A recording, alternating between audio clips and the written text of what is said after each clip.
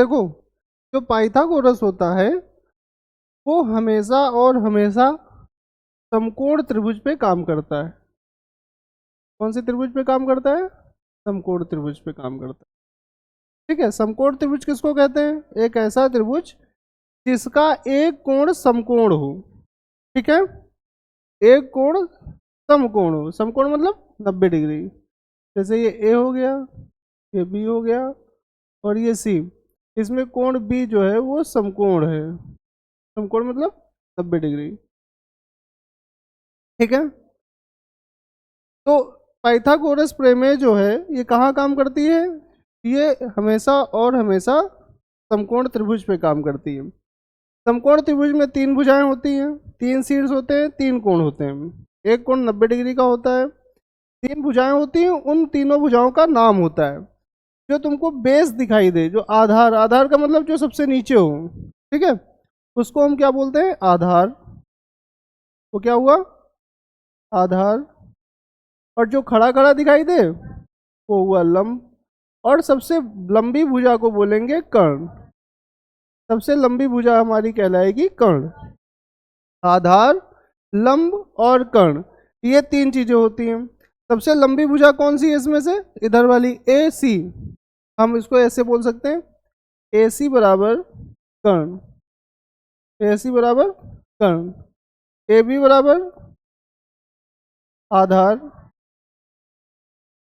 और P C बराबर, P C बराबर हो जाएगा लंब। क्लियर? कर्ण, आधार और लंब, तीन चीजें होती हैं। फिर इसके बाद जो सबसे लंबी भुजा इसमें जो दिख रही है, सबसे लंबी भुजा, वो एसी की तरह है, उसको बोलेंगे कर्ण। ये आधार और ये लंब, इसमें एक संबंध होता है। क्या संबंध होता है? संबंध होता है कर्ण बराबर, कर्ण का स्क्वायर बराबर, कर्ण स्क्वायर बराबर आधार स्क्वायर प्लस लंब, लंब का स्क्वायर। क्या संबंध होता है? फिर से देखो नए पेज में।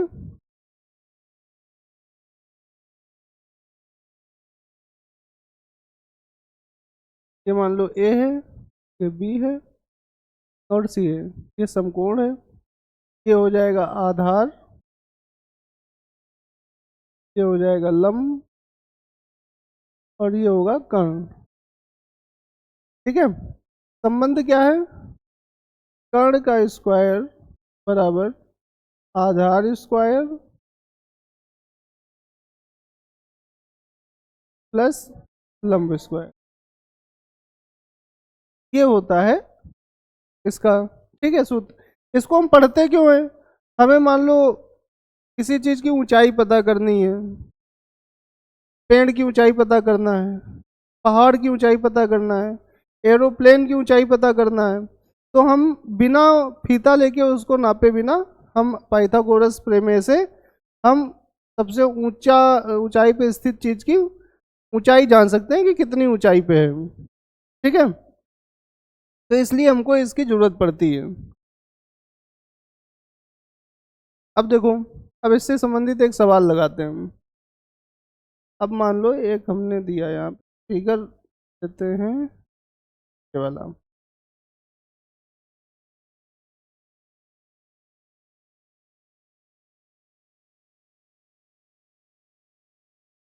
ये है ए, ये है बी और ये सी। ये जो है ये बन रहा है समकोण है बी। ठीक है, अब ये है 8 मीटर और ये है 6 मीटर। अब इस समकोण त्रिभुज में कर्ण की लंबाई बतानी है। क्या बताना है? कर्ण की लंबाई। कर्ण बराबर पता करके बताना है कर्ण कितना है। ठीक है, दो भुजाएं दी गई हैं, आधार दिया गया है और लंब दिया गया है। कर्ण को हम थोड़ी देर के लिए मान लेते हैं वाई मीटर। कितना मान लेते हैं? Y meter. तो हमें सूत्र पता है क्या होता है? कर्ण स्क्वायर बराबर, हाँ, आधार स्क्वायर, आधार स्क्वायर प्लस प्लस लंब स्क्वायर। कर्ण का स्क्वायर, कर्ण को हम क्या मान लिए, वाई मान लिए। वाई स्क्वायर बराबर आधार का स्क्वायर 8 का स्क्वायर प्लस 6 का स्क्वायर। तो वाई स्क्वायर बराबर हो जाएगा 64 प्लस, सॉरी 64 प्लस 36। ठीक है, तो वाई स्क्वायर बराबर हो जाएगा 100। अब केवल हमें वाई बराबर पता करना है, तो इसका वर्गमूल वाई का वर्गमूल, वाई स्क्वायर का वर्गमूल क्या होगा, वाई होगा, और 100 का वर्गमूल क्या हो जाएगा 10, 10 मीटर। ठीक है, तो अब हमें कर्ण बराबर पता चल गया, कर्ण बराबर क्या हो जाएगा 10, 10 मीटर हो जाएगा कर्ण बराबर। आई बात समझ में? चलो अब एक सवाल लगाओ।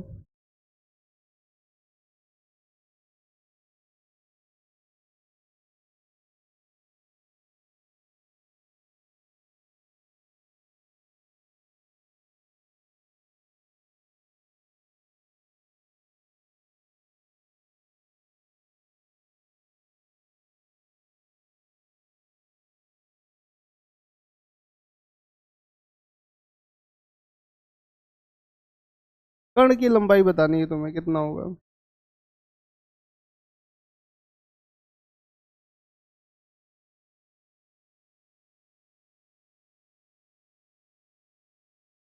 तो इसमें हमें क्या करना है, आधार का स्क्वायर लिखना है। पहले तो हमें कर्ण बराबर पता करना है, तो कर्ण को वाई मान ले, तो वाई स्क्वायर बराबर क्या होगा 4 का स्क्वायर प्लस 3 का स्क्वायर। तो वाई स्क्वायर बराबर हो जाएगा 16 प्लस 9। तो वाई बराबर हो जाएगा, सॉरी वाई स्क्वायर बराबर 25। तो वाई बराबर हो जाएगा 5, 5 क्या मीटर। ठीक है, तो ये 5 मीटर निकल आएगा। है कि नहीं आसान? ठीक है, कोई दिक्कत? चलो थोड़ी सी दिक्कत करते हैं दिक्कत, बताओ।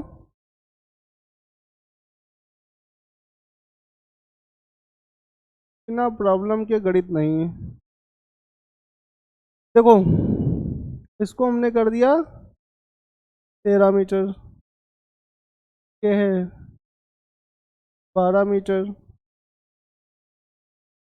पी क्यू आर क्यू पता करना है, आर क्यू की लंबाई बताओ कितनी होगी। चलो फटाफट लगाओ, आर क्यू की लंबाई बताओ कितनी होगी।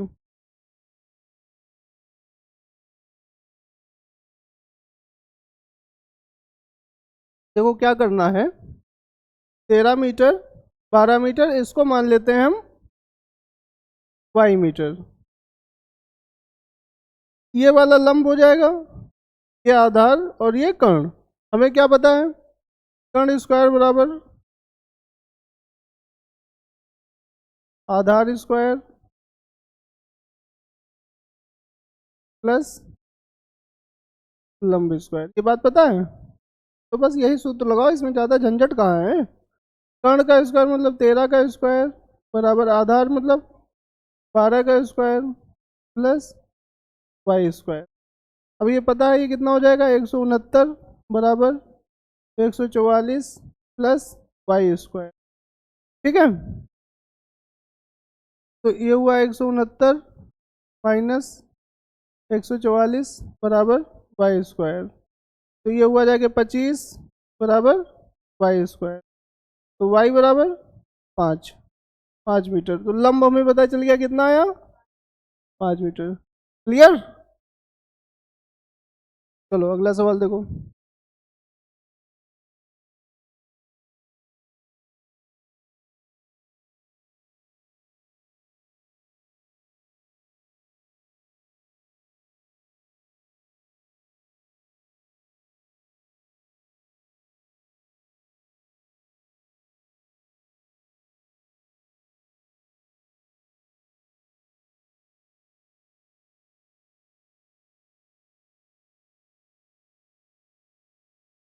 रुकना, थोड़ा सा रुकना, गलत हो गया है।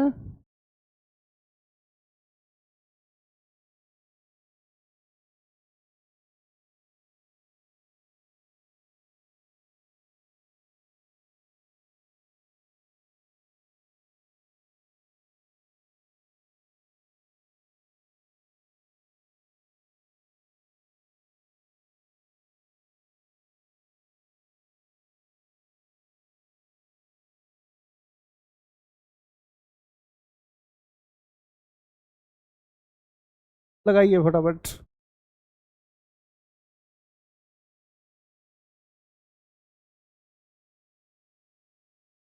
क्या करना है इसमें? कर्ण का स्क्वायर। कर्ण यहाँ पे कितना है? 17।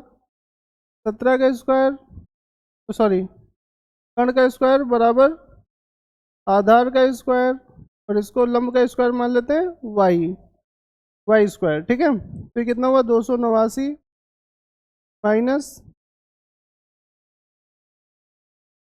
289 बराबर 225 प्लस वाई स्क्वायर। तो ये हुआ 289 माइनस 225 बराबर वाई स्क्वायर। ठीक है, तो आगे देखो, ये आया कितना? 64। 64 बराबर वाई स्क्वायर। तो यहाँ पे वाई बराबर हमें मिल गया 8 मीटर। ठीक है, तो यहाँ पे हम लिख सकते हैं इसको। पता चल गया? क्लियर? चलो अब अगला सवाल लगाओ।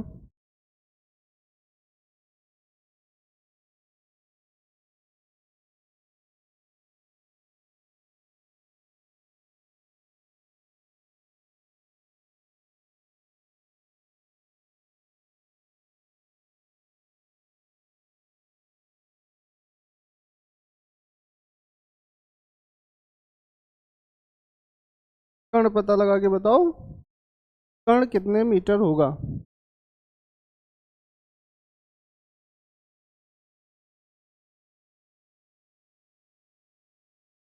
देखो इसमें क्या करना है,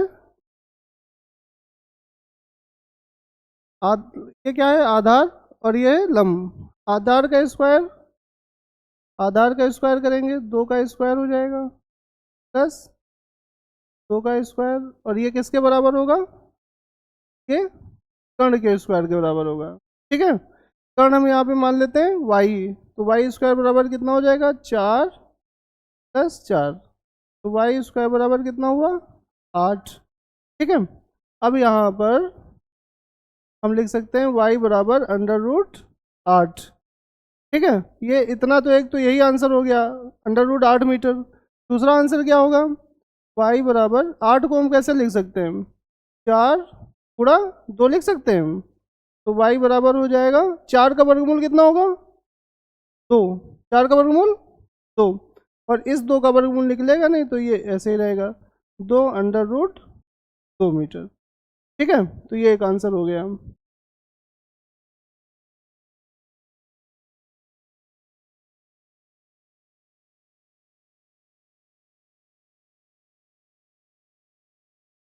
देखो इसमें क्या करना है,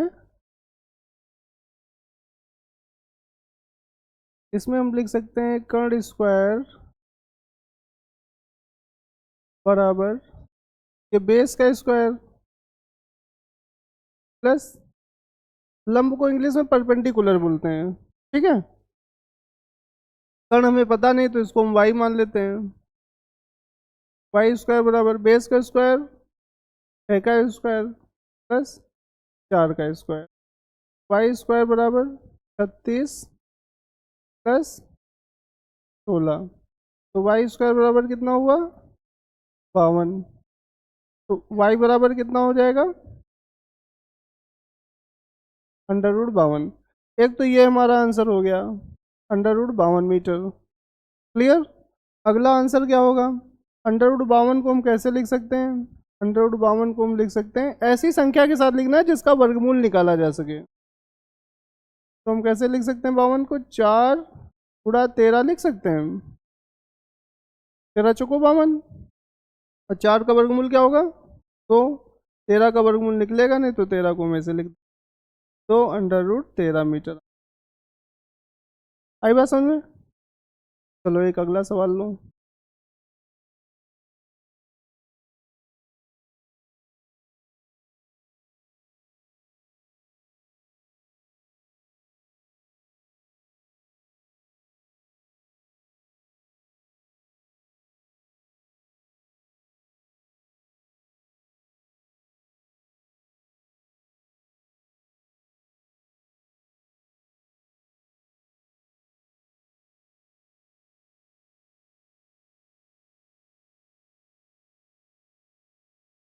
अब इसमें हमें क्या करना है, ये 10 मीटर और ये 10 मीटर है, तो सेम फार्मूला, कर्ण का स्क्वायर इसको हम वाई मान लेते हैं, फिर इसको वाई मानोगे तो क्या हो जाएगा, वाई स्क्वायर बराबर 10 का स्क्वायर प्लस 10 का स्क्वायर, तो वाई स्क्वायर बराबर ये हो जाएगा 100 प्लस 100, तो वाई स्क्वायर बराबर 200, तो वाई बराबर अंडर रूट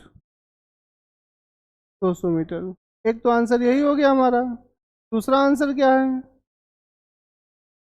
दूसरा आंसर अंडर रूट 200 को हम कैसे लिख सकते हैं, अंडर रूट 200 को हम लिख सकते हैं ऐसी संख्या के साथ लिखो जिसका वर्गमूल निकाला जा सके, 100 गुणा 2 लिख सकते हैं, ठीक है। तो 100 का वर्गमूल कितना होता है, 10, 10 बाहर हो गया और 2 यहाँ पे लिख दिया।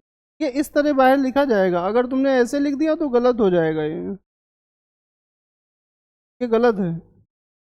कैसे लिखना है, ये वाला तरीका ठीक है, ठीक है। तो 10 अंडर रूट 2 उत्तर आ जाएगा या 200 अंडर रूट 200, ठीक है।